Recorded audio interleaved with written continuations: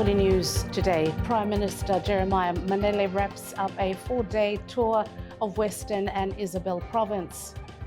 Central Bank Governor Dr. Luke Forau warns the Solomon Islands may miss its 2027 LDC graduation deadline.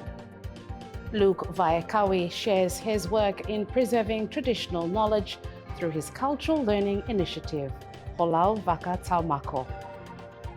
And coming up in sports, Honiara Senior High School claims the 2025 Rugby Championship title. Back-to-back champions.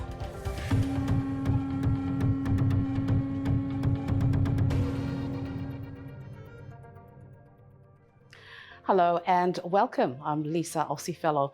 Prime Minister Jeremiah Manele has concluded a 4-day visit to Western and Isabel provinces, officially opening and handing over key government projects. During the tour, he was joined by senior ministers and officials, including the Ministers for Police, Health and Fisheries, as well as local members of Parliament. In Western Province, the Prime Minister officially opened the Noro Police Station, the Noro Fisheries Complex and the Noro Data Centre. He also delivered the 20% KFPL share certificate to Kolombangara landowners. In Isabel Province, he oversaw the launch of the upgraded Deva Rural Health Clinic and the Konide Area Health Centre at a $20 million facility equivalent to a mini hospital, fully funded by the Solomon Islands government. That to be alive and in good health, they've got a basic human rights here and gifts from God. This is why these rights are enshrined not only in international conventions, but also recognized in our own nation's constitution, because what are underpinning government policies and programs. And health, education, and law and order, these are sectors where I am come under one for a policy pillar blodgina, and that is the human capital development. The Prime Minister will next attend the 14th Australia Solomon Islands Business Forum in Brisbane. The Governor of Central Bank of Solomon Islands, Dr. Luke Forau, has warned that the country is unlikely to meet its 2027 deadline to graduate from the least developed country status. Speaking before the Public Accounts Committee, Dr. Forau said development progress remains slow and economic pressures continue to hinder readiness, despite the 3-year extension granted by the United Nations. In terms of growth, we are projecting something of around 2.7% for this year, 2.6% next year, and into the medium to long term is around, on average, 2.5%. Chairman, you will know that this is not a very impressive growth rate. We would like to see a growth rate at least a minimum of 5%. And that is something that we should all be working towards.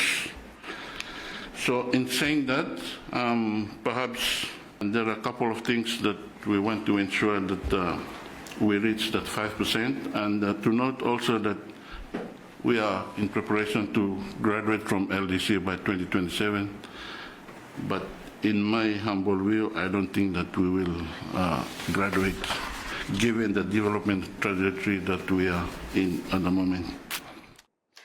Retired senior public servant Nigel Maizama has been sworn in as the new chair of the Parliamentary Entitlements Commission. Maizama from Munda in Western Province took his oath of office and allegiance before Acting Governor-General Patterson Oti at the Government House today. The PEC is a constitutional body responsible for determining salaries, allowances and pensions for members of Parliament and other constitutional office holders. It also undertakes public consultations and reviews proposals on entitlements and operates under established regulations, including Members of Parliament Entitlements Commission Regulations 1988.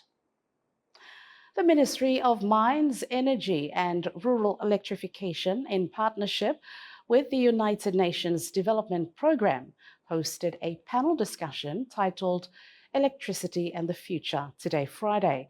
The event brought together key voices from government, development agencies, utilities and civil society to explore current challenges and future solutions in the energy sector. Discussions focused on improving electricity availability, affordability and sustainability. It is the first time that UNDP and the Ministry of Energy and Mines are coming together, not just for a panel discussion, but for a campaign. So I believe that is unprecedented. It is a campaign that really looks at electricity and access to electricity, access to energy as an enabler of development.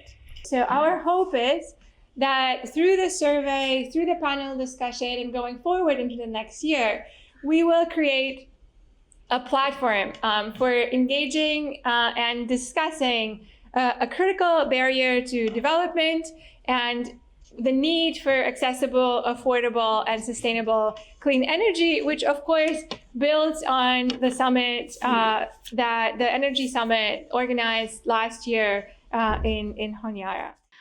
A 3-day campaign in observance of World Diabetes Day concludes today.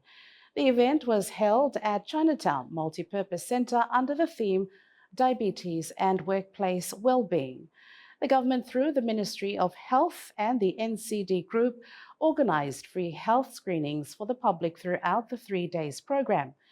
Additionally, health services, including dental, eye and ENT clinics, also participated to raise awareness about diabetes and general health precautions. What happened long today is actually you may try to look at what na genuinely me in terms of diabetes lo Solomon Island, and look at what na you need to improve long them, provide them the health messages lo population. So that's what today, and also another part where happened long today too is the health screening. This is a health screening. You may screen for diabetes, high blood pressure, screen for the lifestyle, kind of same as smoking, beer, bit or not, unhealthy diet, lack of physical activity, or the risk factors where eventually may making it developing sicky, diabetes or high blood pressure or cancer or the sicky so. People garem at the station lo there where or the dental to come, or the ENT ear nose where them throat. So anyone garem problem with them ear and throat long them nose so sem, me actually look him or the doctors and nurses believe me lo there garem cancer boot lo there where or can give him awareness about him or how to prevent him cancer or early detection of cancer. I think this one me will plan him this year. Do this one. I think most of the time World Diabetes Day, we will go do him normal or SIBC, live hard. But now we will do most of them normal. You need to set him up stations and where people can come and have their health check, and as well as time then MKSM Day belong World Diabetes Day then okay. You mean do the official program. So actually today me official program, but we will actually start long Wednesday with him Thursday. For doing now the health screening. It's a free health screening for the population. With diabetes increasingly affecting communities in Solomon Islands, the event provided valuable information and resources to the public. So I'm more excited and important for we come here too, so that me save aware of some fala importance blow this fala program. Meeting that I'm very good for thinking blow me. That not just only for town for the women is for awareness meeting that also go out to rural area or go out to the provinces. Ministry responsible for financing water for go out and tell them out of people those food or same have no need for you me kakai to maslo him. Whatever have me good for you me kakai mas local kakai. Time you advertise the radio, that's one thing we looking. Have no mas good. Have no garden power because most island you me radio have no catch good logeta and people buy or not think serious. But not thinking me if you order come down the rural area, I think have more best. Time about a herem now and I looking huna man to Tokyo in practically ban tell them say this one and this one for you all no suit dream or whatever for you all dream him or same no. Yeah, for those ones who are out there of public, Hopefully, I think I'm good for everyone. Please, you may come check, yeah, because health is very important, yeah. So that you may come do no good. You think say you stay, but body blame good. No, you think say body blame good, but no more. You may garang sawal sikilo body. A handover ceremony was held today, Friday, at the People's Republic of China's embassy in Solomon Islands. The Ministry of Environment, Climate Change, Disaster Management and Meteorology received support as part of an ongoing partnership. As part of the project, 12 constituencies received support today, with a total of 50 constituencies expected to benefit over the 2-year project period. Each constituency received 6 580-watt solar panels and a 6.2 kilowatt solar inverter with a 5 kilowatt-hour battery aimed at improving energy access in rural communities. And in designing this whole project here, in looking assessments, reports show that clearly energy need having one for the primary gap where rural communities may face him instead in terms of developing their capability for some building sustainable projects law provincial. So we fella initiating this one by putting project proposal to People's Republic of China embassy here, and we fella thankful to us for garam response, positive response where our approval trial and not trial but initial response to this project is by giving around 6.2 kilowatt solar systems that is capable of running either like a school, church, or community organization, as well as running at least 2 or 3 deep freezers and so forth. So 13 fellow already receiving. So this one second batch, I think 12 fellow today. So yeah, we're completing 25 fellow for this year. Constituency representatives in receiving the support says it will provide significant relief and improve living conditions in their communities. Me happy to mas for Garem Sulat chance where inside of 50 constituencies that me fala is central Godugadal, me fala one fala inside of 25 constituencies where I'm selected law first delivery law this fala type of new solar system where me fala constituency also by first time law live to also me fala by receiving this fala gifts also from Chinese embassy. Oh yeah, our geographically rural setting, which means dispersed setting in rural areas, so this access low energy and bara good to us. So I mean, touching life with people in rural area and me looking this project here. If we have planning good, by helping to most people conscious, especially when people along the survive mainly fishing. So if we utilizing good solar system here. In terms of fisheries, by helping to us people believe. System by benefit to us, especially me feel most of the people believe have taken selling of fish. And since I'm not too far here, I think during the time long rough weather of some weather, no matter me feel not have come over for Honiara, me feel have got a chance for saving no or fish blow me well same before come over no for doing marketing and plus him some other things more good. But I am not waiting fish no more. People at home only where he miss preserving things time he may bake him no man or same. But this one people by need for something fresh. This one have one for good something where by me local constituency by benefit to much life. Or even other clinics or even office constituency by some benefit of this project where immediate had a problem today also. Target to make embassy and people for this great initiative. Thank you. Today's event is the second batch of the handover. Senior physician Dr. Jones Gabu says diabetes has become an increasingly concerning health issue in communities today. Now, he explains that several factors contribute to the rise in diabetes, nothing that many of these risks are common in daily life. Dr. Gabu also highlighted safety precautions the public should take to reduce the chances of developing the disease. Yeah, diabetes is a big problem of country today. And stuck at time, if our doctors in hospital, looking people with them diabetes time at long late stage finish. That may be complicated disease, so like leg ready for cut or come for cut na.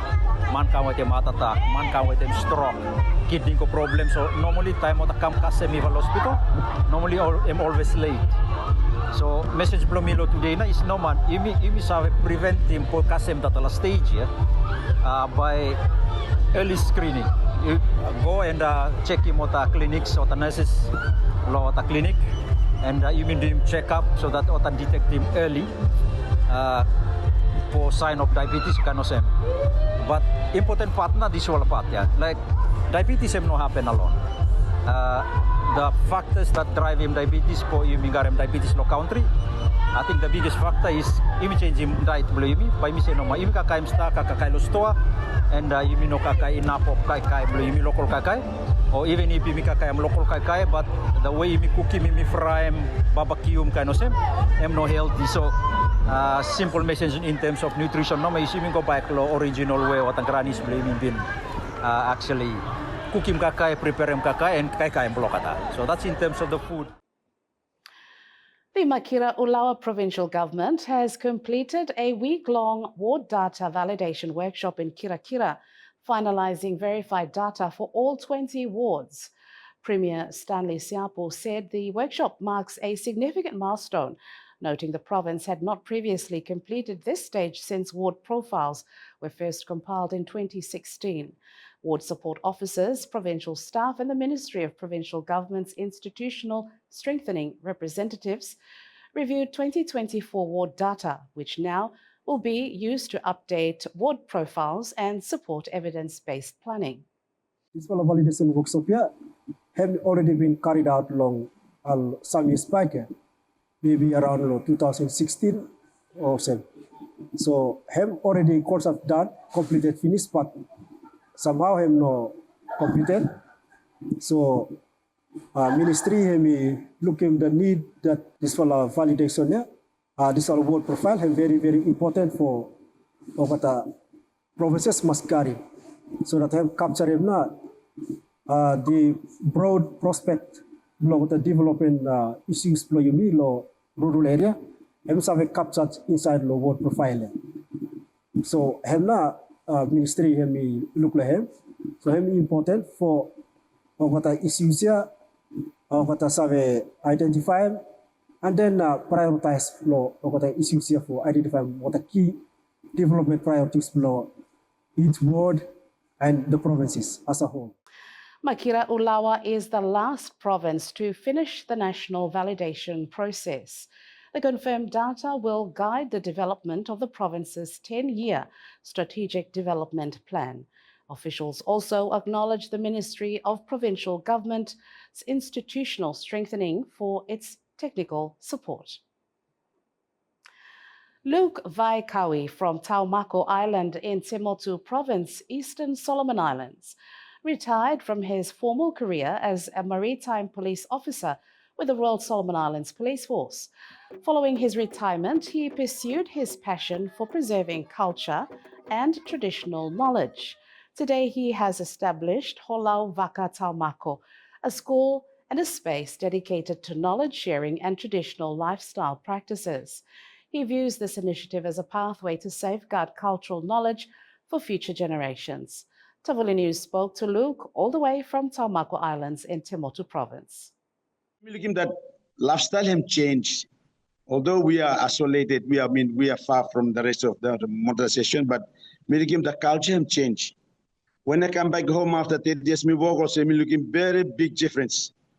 Time small boy, me come up, then look at me now. So that's making me think that I need to have an association where we try to revive the culture. We try to look back. You savez, Solomon Island country, and if I speak for Temotu, we are highway fellows here. And that's an exception. We travel from Santa Cruz to Dafalan on our OBM. It's very risky and it's too far. So meeting for teaching navigation of the Mifalo Island, Toyota used to be Mifala, modern traditional navigation. So me fala garam 2-3 old man order life at this time. So me like make use of order for pass that knowledge to our new generation, how to sail and how to understand nature, how to communicate with nature, and the language of voyaging. Well, Jeremy, honestly speaking, the whole island was here. I fell about nearly 2 kilometers from the main village. The school me fell put a little bit out from the main village, but during the opening, the whole island was in this in the school. We got friends from outside, from Micronesia, Fiji, Papua New Guinea, US, Hawaii, and Australia. And we have the same goal of building cultural and boarding schools. So the school was open to the joy of all, Jeremy. I'm so excited and I feel humble and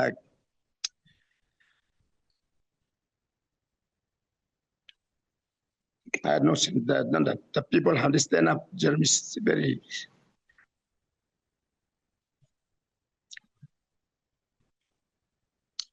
It likes a sanctuary for me for no. It's actually the school bus. I was struggling. The opening and the work we build this school is I feel me a little bit struggle back in 2021. Me approaching Ministry of Culture. Mitwala former PS Nhopara Mitwala try to PSM tribe helping me starting of the school. I tried like a funding. But the government at the time was saying don't really, I don't know, they got their own policies and so they didn't really help. So from there me go abroad. So me got to universities outside. Plan next year, me had to start in class, but it is finished. And if I sit down, all people me sit down, elders me sit down. So I sit down for looking at the school where from start. And they really good at giving me a good input about the school. But in Meloram, I'm looking at today they said the school to become as a traditional technical institute, something like that. So I contact the Ministry of Education. They're really happy about it, and they want me to go down. And we send some agreement, or we send some administration papers, according to how they will help us. And that's Luke sharing his inspiring journey with us. Now, moving on to regional news, the head of Tonga's Women and Children's Crisis Centre says the country is making key decisions without women at the table. Director Ofa Katzenbell Likiliki says only 7 women have been elected in 70 years, calling it a national concern. Ahead of next week's election, just 8 of 71 candidates are women. She says this lacks representation and is slowing the progress on issues like redefining rape laws and improving women's land rights. Meanwhile, a civic education campaign reports many young Tongans feel disconnected from politics, but organizers hope more will turn out to vote on the election day.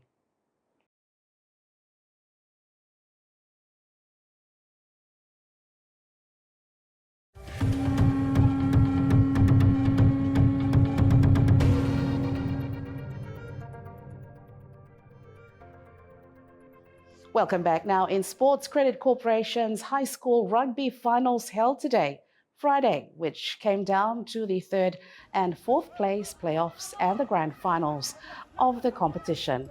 King George and White River battled it out, locked at 3-3 at halftime, a thrilling game that ended with White River Community High School coming out as champions, 10 points to 8. And the grand final, it's Kolale versus Honiara Senior High School. A slim lead in the first half.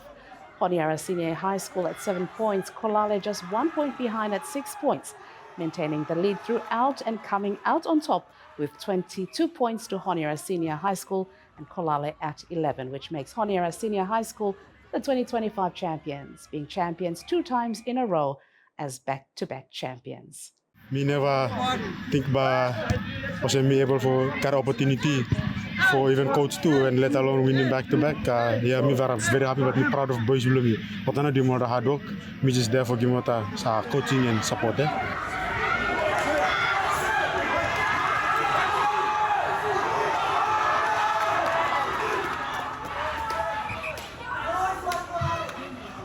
For me, I feel happy too much because I've been taken 15th last year. Then this year, as we come back to 15th, main hope belum pa is for defensive back na. This what title belum pa as a champion of 15th for high school. Champions.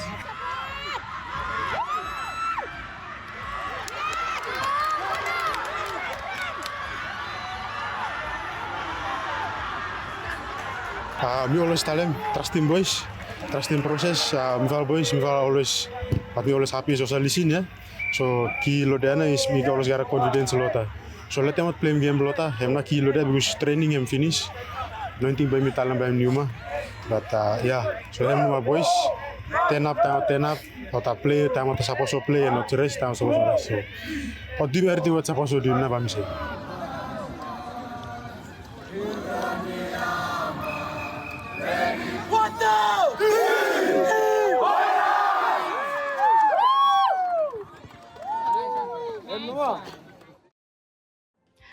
And with that also concludes our Tavuli News Bulletin for today and also for the week. Just a quick look at the weather predictions for the weekend before I sign off for Saturday. It's overcast with occasional rain and thunderstorms in the afternoon. And on Sunday, some sunshine in areas of high clouds in the morning, becoming cloudy in the afternoon with occasional rain and thunderstorms. I'm Lisa Osifello. Thanks for watching. You have a safe weekend.